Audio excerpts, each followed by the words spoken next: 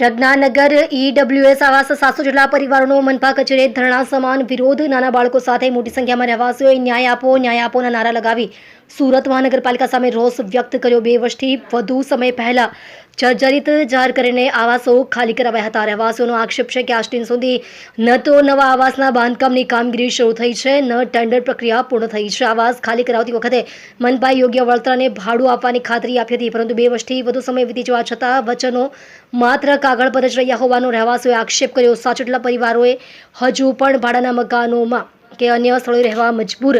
આર્થિક ભાર વધતા અનેક પરિવારો મુશ્કેલીમાં મુકાયા હોવાનો આક્ષેપ. નાના બાળકોના શિક્ષણ અને દૈનિક જીવન પર પણ અસર પડી હોવાનું જણાવ્યું. સુરત મહાનગરપાલિકા કચેરીએ મોટી સંખ્યામાં પહોંચેલા રહેવાસીઓએ ન્યાયની માંગ કરી. ન્યાય આપો નારાઓ સાથે વહેલી તકે નવા આવાસનું નિર્માણ શરૂ કરવા અને યોગ્ય ભાડું ચૂકવવાની માંગ ઉઠાવી. યોગ્ય બિલ્ડર પસંદ કરી ફરી ટેન્ડર બહાર પાડવાની માંગ. રહેવાસીઓએ ચેતવણી આપી કે જો વહેલી તકે નિર્ણય લેવામાં નહીં આવે તો આગામી દિવસોમાં વધુ ઉગ્ર આંદોલન કરવામાં આવશે. મારું નામ લક્ષ્મી કુનાલ આહિરે છે અને અમે પનાસ ગામ પ્રજ્ઞાગર નગર થી આવેલા છીએ અને અમે આ રજૂઆત લઈને આવેલા છે કે અમે વારંવાર અરજી કરી રહેલા છે, તો છતાં પણ સરકાર કઈ જવાબ આપતી નથી અને અમે એટલા હેરાન થઈ ગયેલા છે ભાડું ભરીને કે તમે વાત જ નહીં પૂછો. અમે એમ જ માંગી રહેલા છે, એક તો ઘર બનાવી આપે અમને, નહીં તો ભાડું ચાલુ કરી દે. એ બસ સરકારને આ નમ્ર વિનંતી છે અમારી. કેટલો સમય થયો તમારે 2 થી 2.5 વર્ષ થઈ ગયેલા છે સર. ભર વરસાદે અમે લોકો બહાર નીકળેલા છે. સરકારને સહાય આપી કે સારું કઈ અમે લોકો નીકળીએ છીએ. જર્જરિત મકાન કરીને અમને વહેલાથી વહેલા ઝડપમાં ખાલી કરાવી દીધું છે. રાજેશભાઈ કઈ જગ્યા શું રજૂઆત લઈને આવ્યા? અમે પ્રજ્ઞાનગર આવાસ સિટી લાઈફ થી આવ્યા છે પનાસ ગામ.